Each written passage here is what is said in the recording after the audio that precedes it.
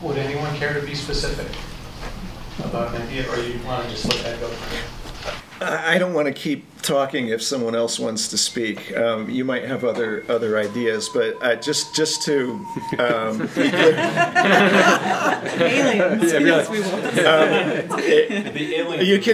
you can imagine a project designed to communicate with extraterrestrial life, you know, and how you would attract them by designing an effective campaign and an appropriate curriculum. Appropriate curriculum. Languages will be very important.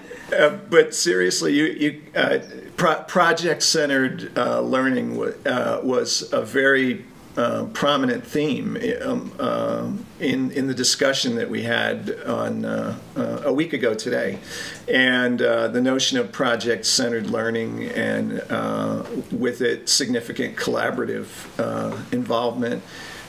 So that it could involve people who are writing, people who are doing graphic design, people who are doing video production, statistical analysis. Studying it, making it, whatever the it is. So I don't know, more to add. Well, just that also the problem of how to assess all that kind of work and to encourage faculty to do it. Is something that's exciting for me to see the university taking seriously as an issue. I think there's also an element of exposing the nature of the scholarship in these varieties, these forms, these different forms in which they occur. So exposing the nature of scholarship through the collaboration. As in transparency? No, it's just... Or publicized? No, as in the concept publicizing. that we tend to study the great individuals and that all ideas come from individual geniuses, when in fact we know as scholars that most of it comes through collaboration and interactions, and so we sort of teach one thing and do another, and so expose how scholarship is really done. So I actually have been wondering for a while what the relationship with this new school or college would be with Atlas. So, you know, the committee will, I'm sure, make recommendations about that. So that you know, there's no, I mean, there's no. I don't think we can say much about that, other than the fact that, you know, Atlas is created itself in various forms over the years. It is now formally an institute. It is the only institute that does not report inside the graduate school.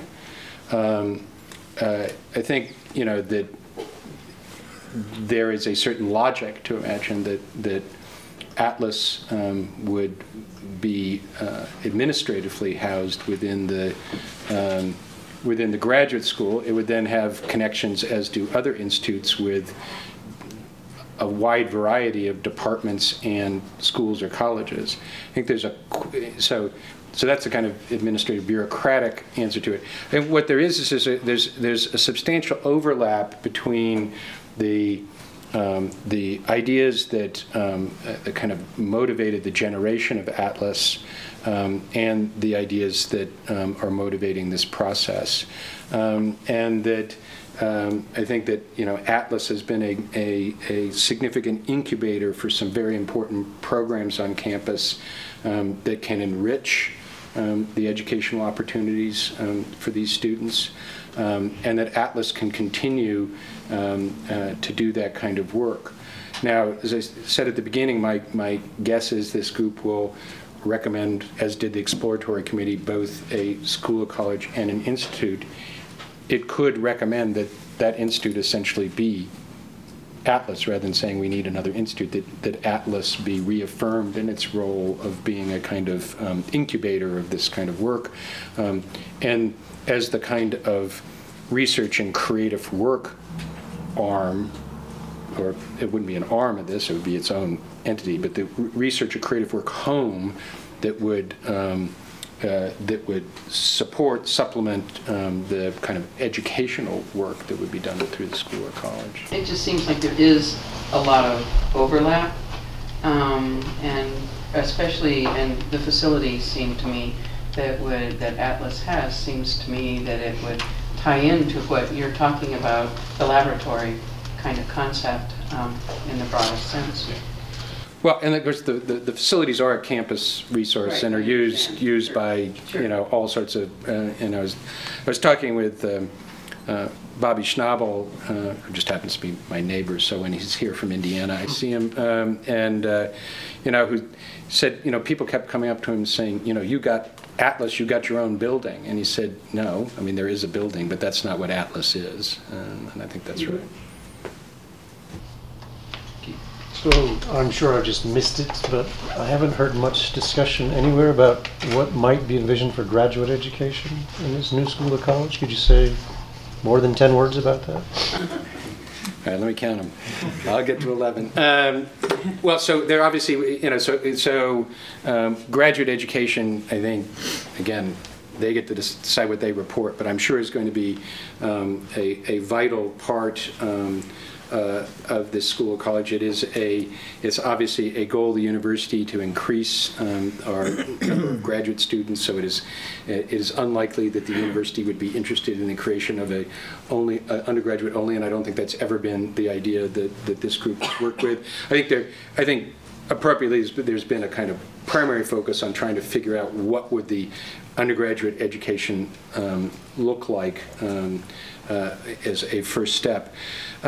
Again, I think something that I already mentioned that I think is one area that I find an exciting possibility, whether the steering committee does or not, is this new school or college as a place from which to deliver an inter-arts doctorate. So this would not involve moving all of the artists on campus into one location, but would provide a place from which a degree could be delivered that would bring in students that were looking to work in new forms, new media, and new kinds of collaborations that might not only not get the kind of training that they want within the individual arts departments, but that might not get into the individual departments. So that if Michael wants to work with somebody who's interested in the connections between music and visual art, he might find incredibly exciting students who may not meet the qualifications to get into the College of Music that's going to require a level of expertise in music that they're not going to need to be in these collaborative projects, but they would need to be there. So I think that I think that's one place where there's been a sense of where there is something different and new that can be done through this kind of structure. I don't know whether there's other ideas that have been specific ideas. I mean, I can guarantee you there will be proposals for graduate education, but I don't know whether there's, I mean, that's the one I've used as an example all the time, but I don't know whether there's anything else that anyone wants to put on the table. I think that, again, more broadly, I mean, I think that there's going to be probably a mix of doctoral programs that, as are the case with most doctoral programs, are training future professors or high-level practitioners within their fields. And then there may also be master's level programs that are designed more in the kind of professional master's model that is designed to to produce, give students the skill sets they need to move out into kind of particular kinds of places in the economy. Hi, I'm Yumi. I'm actually in art nerd history, so it's my first time coming to one of these meetings, so it's actually quite informative. Since there's been a lot more discussion about the arts, I was kind of curious if maybe you could speak more specifically about your idea of how the arts will fit into this sort of new school and this new college. I understand just a little bit of the discussion about creating potentially a new sort of degree, a new PhD track, but what are some other ways in which you're envisioning this overlap? And I think overlap is the right word. So again, I think that there's no sense in which what we would be talking about would be again, collapsing all. This is not going to be a college of arts. I mean, this is a different a different kind of beast. I think that, again, my sense of it is that that the arts overlap when the arts are engaged with the particular kind of configuration of problems that are raised by the changes in technology and media that these other disciplinary formations are involved with. So there is obviously a lot of artistic work that doesn't, and it's not required to engage with these kinds of changes. But that there'll be. Could I just jump in there Yeah, with a yeah, please. specific example? Yeah, I mean, yeah. probably it's unlikely that we would recommend the formation of an alternative ceramics department, for example. Yeah. You guys are doing. Saying, you know, But if you were using intelligent Yeah, exactly. materials embedded in ceramics, then that might be a natural relationship, for instance. And I think again, imagining that we would create a space, a lab in which people could come together to do innovative work from whatever originally materials base they came from. I think that's I think we're going to see it as a home for collaboration. I think we may also have, and we're very interested in again, or at least I'm interested in the ability of students to be able to be in this school and be somewhere else in some other way, and there could be an array of ways. So we may have someone who is in the school who is getting what is provided by this school and is also somewhere else where the practice that is being informed by what they're learning here is offered by art and art history, or is offered by theater and dance, or is offered by music, and that would be the exchange would be richer at both ends. But also to throw out, when we say ICJMT, we don't mean the study of I, the study of C. We also mean the theme that's been emerging that we're hearing is really understanding not just the practice of creating the art, but also, or whatever the discipline is, but also how the practice of how that gets put into society and engages with society, and how that interplay works. And so you might imagine something in the fine arts department that is as physics is to science, and then as engineering is to science, might have some analogy here, where a lot of what's taught is both the skills of creating it, but also the skills of engaging that with society in different ways. So. Also, I think I forgot your original question, but I mean, it was a much more general question, partially because a lot of questions have come up in my own department relative to, what's this new school or college gonna, how is it gonna impact our department? I mean, in a very, because there's a lot of crossover, especially when you're talking about different modes of visual communication, Sure. whether it's through film or through digital media or kind of, hacktivism, any of that stuff. Sure.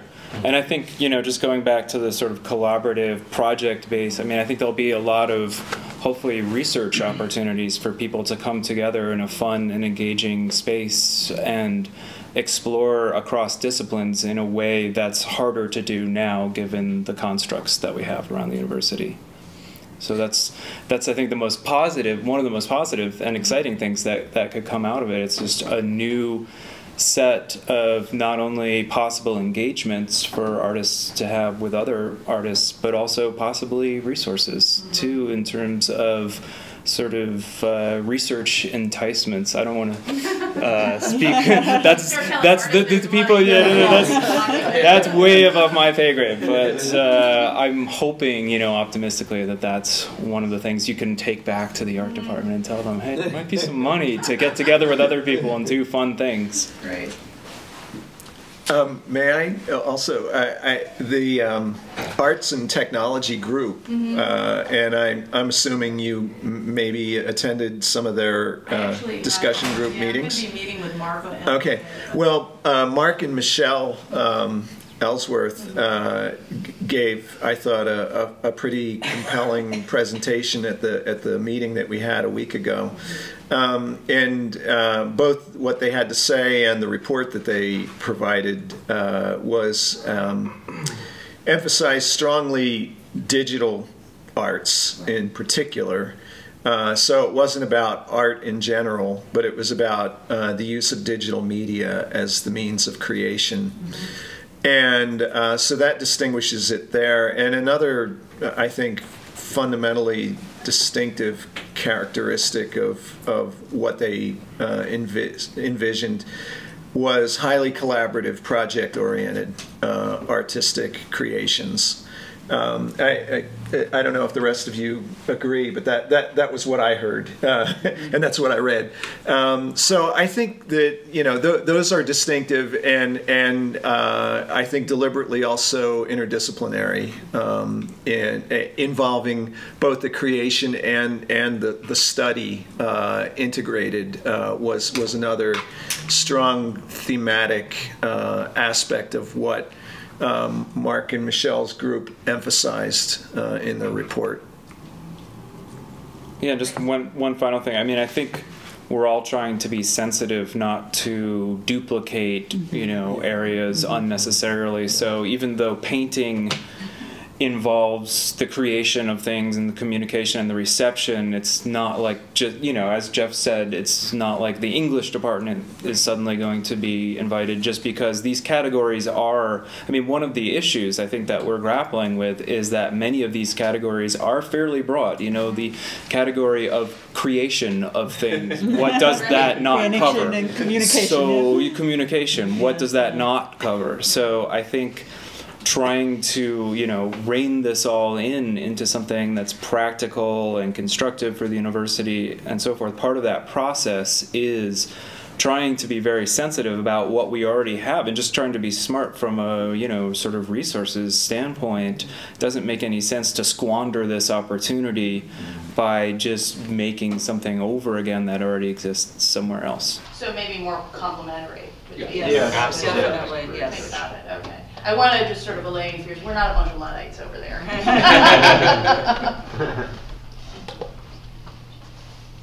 What else? Jeff, I was thinking about your comment about the potential response from the provost of no action. I don't imagine that. I just have. I don't either. Yeah. I'd be shocked. Yeah. But I also appreciate that there are larger forces in play that might make the emergence of the college more or less favorable. And I'm guessing you've been doing some environmental scanning. So I'm wondering if there are contingencies like funding, support from a particular constituency, that seem to be especially important in the next phase for either building support or lessening support. So the main environmental scan in this process, unless I missed something that you guys did, was done by the Exploratory Committee last year, which did both a kind of inventory of assets on campus and looked at a wide range of programs around the country. And I know this group's been continuing to look at programs around the country, but that the kind of internal review had already been done last year.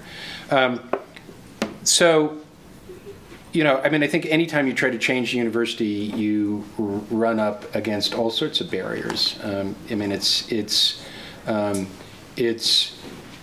some of those barriers are incredibly important. You know, I'm not somebody who kind of believes, and I'm just speaking for myself, I'm not somebody who believes just in interdisciplinarity for the sake of interdisciplinarity, or that if we wave the magic interdisciplinary wand, we somehow vacate the importance of disciplines. I mean, we can't have interdisciplinarity if we don't have disciplines. So there are often very good reasons for deciding not to do something, or not to combine something, or not to move something. But I think there are also lots of bad reasons that largely have to do with inertia and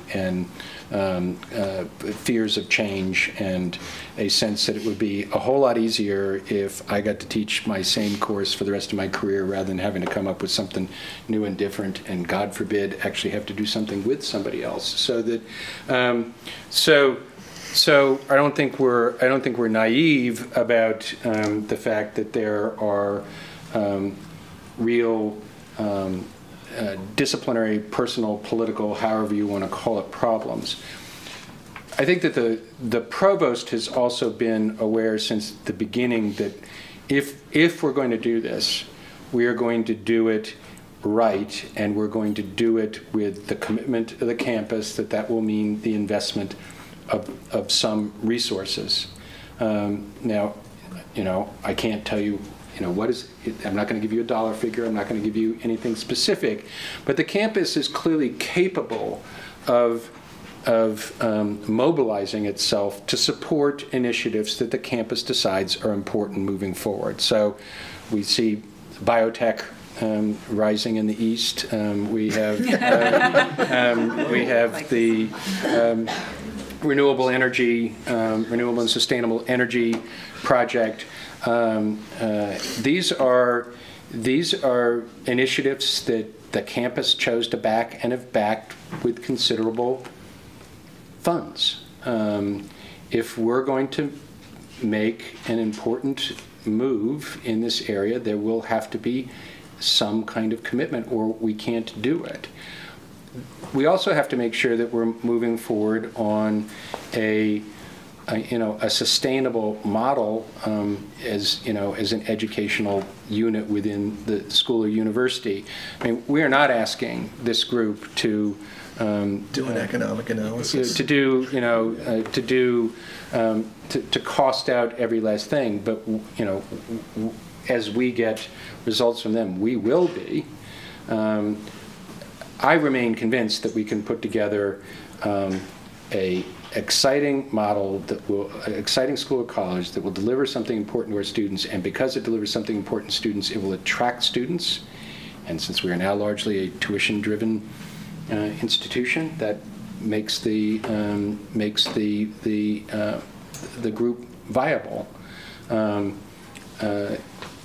Which is not to say, since this has been in the newspapers recently, that we shouldn't support things that don't look as if they're money generators. I mean, the whole point of having a university, right, is to do things that don't make money. Well, you mentioned at the beginning that ultimately this has to be blessed by the regents, right? Yes. So I'm wondering if we have any idea if the regents would be positive about this. I mean, probably not today, given our recent issues in the press. But I wonder about that. If that's what I would think of. What about the environmental scan on the regents? And, who knows? And who knows who the regents will be when you come up for a vote, or when we come up for a vote. I don't mean you, but I worry because they're a bit of a loose cannon sometimes, and it might depend on, it will depend on who's there. But I just wonder if we have a feel for how they might lean. Well, I mean, obviously, they get to make their own decisions. Yeah. And as you say, we don't know who the regents will be. The regents have been quite interested in this process. They asked for an update in the fall. The provost and I spoke to a regents meeting about what was going on. They asked whether we would be holding a public meeting such as this spring. You're right, you can't tell. I mean, they just approved 2 new degree programs at last regent meeting, the degree in Jewish Studies and in the International Baccalaureate degree. 2 new doctoral programs seem to be well received at the first reading at the regents. I mean, those are indications that, I think that President Benson has been very strong in, I think the regents sometimes say, we're in tough times, how can we do anything new? And I think President Benson has been strong in saying, if the institution is going to continue to be excellent and just to continue to be excellent, let alone get better, you can't just stop doing new things. That the only you've got to continue to innovate. And so I think as long as we can come up with a something that makes sense to them in terms of how we're going to do something valuable for our students, and we can come up with something that is plausibly, I mean, that is, we can show will work on a budgetary model. They get to make their decision, but why would they at that point say no? Who knows? Right. I would like to just add a supplement to something Jeff said earlier when he said the whole point of the university is, I think the words that came out were do things that don't make money. I don't think you meant quite that. Okay, maybe you did. But what I heard was, or what passed through my mind at that moment was that it is one of the things that a university can do is provide the resources to create and explore ideas that don't necessarily have a clear targeted market value at the time that you're doing them. And that's one of the purposes of a university, is to be able to make those things possible. Said it in a smarter way. Nonetheless, since I'm the Associate Dean of the set of units on campus that generate all of the surplus for the university, let me just say I think we will be looking in the college for some pretty clear indications that this is not going to be a very significant net drain on our resources. I just want you to know that now. Sure, yeah, of course. Okay. But as will all the other deans. We would not assume it otherwise. It might be way too early to tell, but is there any sense of whether there will be a net gain or loss of full-time professors and adjunct professors, or are we way too early in the process to have a sense of? You mean for the campuses? I mean, well, for the program in particular, is the plan looking like, hey, these are the things we might want to teach, but we don't necessarily have someone on staff to do that. We need to find that person, or we're eliminating some of this, and we need to find new homes for these people, or if they're adjuncts, they're just gone.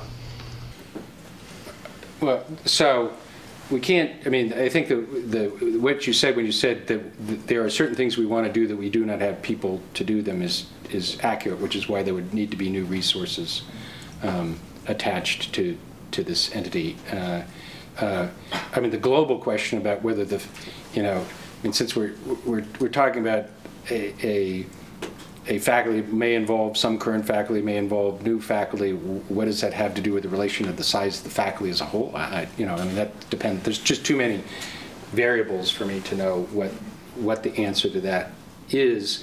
The size of the faculty on this campus was growing from 2000 to 2008. And it grew by a not insignificant percent. I won't remember the exact percent, but it was large. The total growth was over 10% over that period of time. The faculty has contracted since then because we have lost faculty retirements and other reasons, and we've not, due to budgetary situations, we've not been able to replace them. But no, there's no, other than the fact that in my view, if this is going to work, new lines are going to have to be assigned to this new entity. I don't know how else I would answer that question. Is that because the hope is that because this is new, innovative, and we're going to market it as such, that we attract more students, that we have more applicants to journalism, and we can be more selective about who they are, but we also increase enrollment in the new school? Well, so you said journalism, so we're not talking about, we're not talking about whatever the new program is, or what it's right. What it's so journalism is a piece of that. So what the optimal size of a journalism major is, I don't know. So I believe that the New School of College could attract new students because we would be offering something that we are not currently offering, and we could bring in new students. But I mean, Keith is raising an important point. The ability of the campus to absorb. So let's say, let's pick a number. We can attract 1,000 new students a year to the campus can we absorb 1,000 new students a year? Well, not right now. So what we have to have is a balance between growth, and is this an area where we can grow? Is this an area where we can attract international students, which is a place where we can grow outside certain restrictions on our enrollments? I mean, it's a set of very complicated questions. I believe it could, and I think, when the people talked about creating a college information, I think they plausibly suggested if we put it together, we could attract additional students. The question is how do we manage that? What kind of enrollment growth does a campus want? We've been a kind of slow growth campus. And I came from a campus that at Texas A&M, there was a budget cut, they just admit 5,000 more students. I mean, it's like, there's a simple answer to this, just bring in more revenue. And it's like, oh, you can't get 8 classes? There's a nice junior college down the street. It's, we've been much more responsible, I think, in the way we've grown. Just to quickly add, just from the committee's perspective, it's only been about, gee, wouldn't it be nice if we had people that do this? In other words, the other aspects of your question that involved, do we maybe not need this or maybe not need that, that has nothing to do with what our purview is. And we have very much been working with the strengths of the faculty who are here. We've been very excited by their ideas and their proposals for doing new kinds of things themselves. And that also is part of our charge. I think if we were to come back and say, we've got this wonderful idea for a new school or college, and it involves hiring 100 new tenure-line faculty, that's not likely to meet with much enthusiasm. So by definition, it has to be primarily based around the people who are already here and maybe grow out incrementally from that core. So you mentioned, Jeff, that if the provost is going to do it, he wants to do it right. Does that involve a new building for him, do you think? Ideally, sure. Yeah, if you got a donor, we'll build a new building. I mean, it's like, I think, I think it would be great to have a new building. We've got it's not going to happen. I mean, to be honest, that's not something that's going to happen real fast. And we have other building projects that are online or in line. It would be the correct thing because they're not online, that are in line. But obviously, if this is exciting to somebody and somebody were to step forth and say, here's the money to move ahead with this, I'm sure the campus would be happy to. Well, in the interim, is there a scenario in which space might be reallocated so that units might be in a central location? I refer all questions about space to Vice Provost Penfer.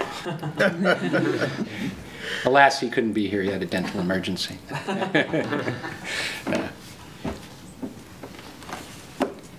Any other concerns? Okay, well, thank you all for being here. If you come up with ideas or questions, you can let me or Andrew know. And look for later this spring, once the provost has received the report, I imagine he will be releasing that report to the campus. Oh, cool. Thanks for coming.